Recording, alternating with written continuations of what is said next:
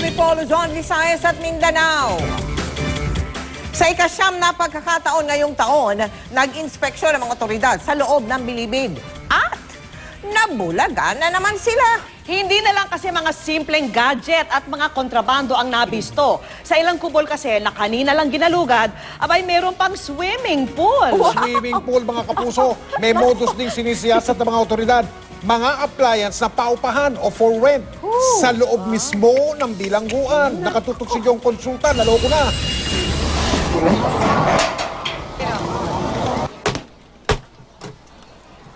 Cellphones, TV, DVD players, drug paraphernalia, mga baraha at X-rated DVDs muli ang nahalungkat ng mga tauhan ng Bureau of Corrections sa medium security compound ng New Bilibid Prisons.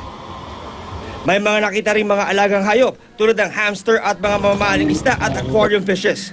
Pero ang pinaka-pinagtutunan ng pansin ng ikasyam na Oplan Galugad ang mga kubol na hindi pa na-inspeksyon sa mga naunang raid.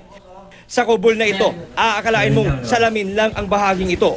Yun pala, hidden door ito na papunta sa isang sikretong lounge area na may mamahaling mga wooden furniture na gawa sa Nara. Sa itaas naman ng kubol na ito, ang sinasabing lalagyan ng reserba ng tubig. Yun pala, isa ng swimming pool na mistulang rest house ang disenyo. Ang swimming pool naman na ito, inabutan pang nilalagyan ng tubig. Bukod sa sangkaterbang mga kontrabandong nadiskubring muli sa loob ng NBP Medium Security Compound, ay may nadiskubring bagong modus ang mga mataas na opisyal ng Bucor.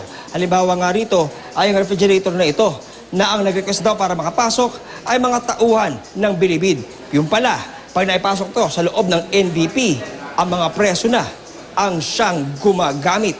Inaalam na ngayon kung ibinebenta o pinarerenta sa mga preso sa loob ang naturang mga hot appliances. Siguraduhin po namin na mapaparusahan namin kayo.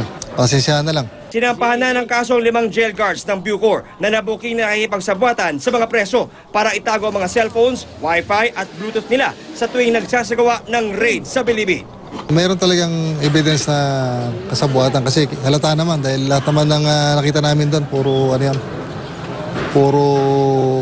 hindi nila pag-aari. So tuloy-tuloy pa rin itong gagawin naming galugad. John Consulta, nakatutok, 24 oras.